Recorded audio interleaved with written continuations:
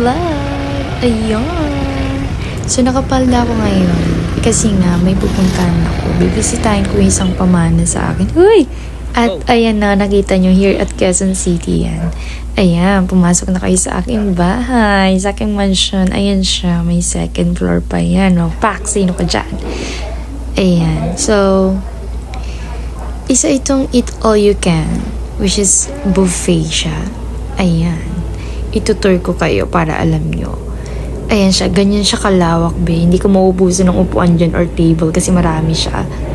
And to tell you honestly, ayan, sa iba't ibang parts, pwede rin kayong magplano ng birthdays or any occasions here. Ayan yung place. Kita nyo naman, right? Super pretty. So, pwede kayong mag-set up dan ng kahit anong occasion. Like, you know, birthdays, weddings, or anything you want.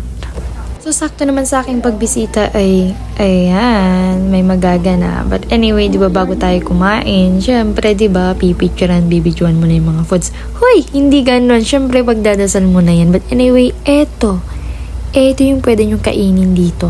Ayan, iba't ibang putahe, which are mostly mga Filipino dishes. Ayan siya, be. Oh, super sarap at nakakatakam, di ba? Ayan siya, super dami. Dami ka ng choices, be, oh. Magiging choosy ka pa ba? Ayan siya, oh. Lahat yan sinaserve ng fresh at nagre-refill sila ng fresh. Of course, may mga desserts tayo. At may bowl of fate din tayo dito, guys. Ayan, pwede yung itry yan. Ayan, simulan na natin ang exciting part. Ayan, syempre kumuna tayo ng ating foods. Diba? Sino ka dyan? Of course, hindi mawawala ang rice. Kasi nasa Pilipinas tayo, be. Ayan, syempre kukunin ko din yung mga gusto kong pagkain, be. Bakit? Ang bebe ko lang ba? Dapat ako rin. Syempre, sabaw. Uy, sino ka dyan? And another set ulit. Hindi.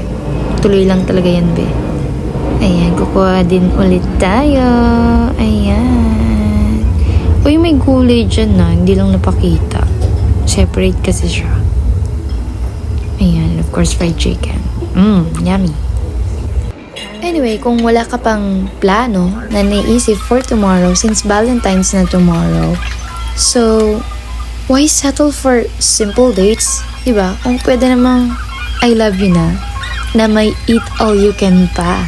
So, dito na kayo sa Iris Restaurant kasi for only 143 pesos. Pero bukas lang yan February 14, which is the Valentine's Day. Yes, guys, you hear that right? 143. As in, I love you. But anyway, guys, disclaimer lang, first 14 guests only. So don't be late, ha? First come, first 143. So gusto ko lang sabihin na 32 Filipino dishes, plus desserts, plus iced tea, all unlimited, all eat all you can. Sulit na, busog ka pa, may kilig ka pa. Huy, sino ka dyan? Again, may free venue sila for big groups and special occasions. Ayan, kung sabay-sabay kayong mag-date sa buong pamilya mo, lahat kayo may mga jowa, may mga asawa, huy, dito ka na be. Birthdays, anniversaries, reunions, nagka-customize siya according to your needs, guys. So, meron akong another post for this na meron silang contact and everything. But anyway, yung buffet rates, no hidden charges yan, guys. Malalaman nyo yan sa isa kong post. Ayan. So, free siya, of course, sa mga kids below 3 feet. And syempre, may bayad na sa mga kids below 4 feet. Ayan. But anyway, may mga discounts naman sila. And walk-ins are welcome, guys. O, diba? Ang daming arte sa buhay. Ayan.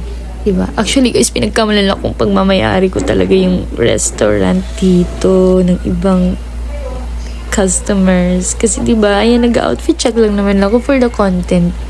But, anyway, sige po, kinikilig ako. Pero sana nga, di ba? Magkaroon din tayo. O, di ba si Ate Green din na talaga natapos ang pagka-content niya ng kanyang OOTD na para bang, kaya ka pinagkakamalan. Pero mura lang naman yan, guys, muna ulong gang pa. Depende lang talaga sa nagdadala, di ba? But you know the drill, guys. Ayan siya. Ganda ko pala, no? Kahit lipstick lang, kahit... Di kasi ako marunong makeup, pero okay na yun, be. But anyway, ayan. Pauwi na tayo. Ayun lang, bye!